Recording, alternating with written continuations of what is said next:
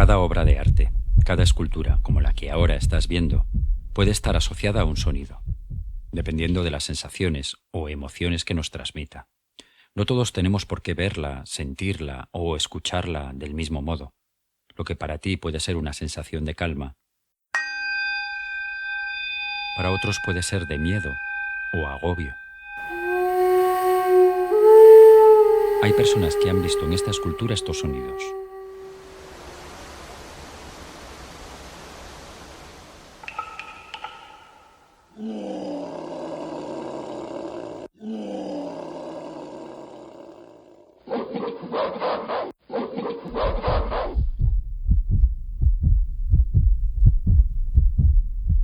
Incluso un conocido grupo de música pop se inspiró en esta escultura para crear una canción.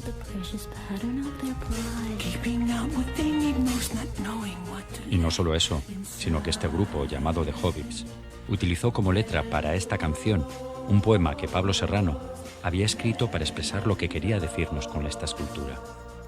La letra decía: tú y yo sabemos que hay una puerta, y abierta la puerta, abierta la esperanza.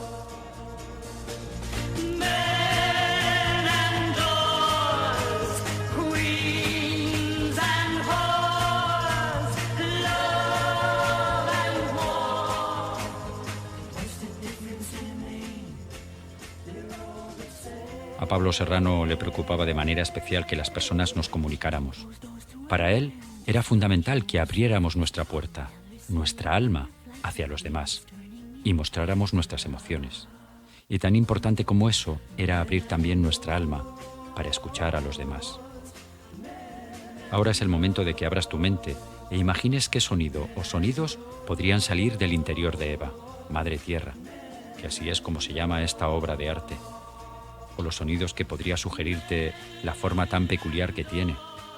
Y por qué no, comparte esas sensaciones con quien te acompaña y comprobad si coincidís o no en vuestra manera de ver y escuchar esta escultura.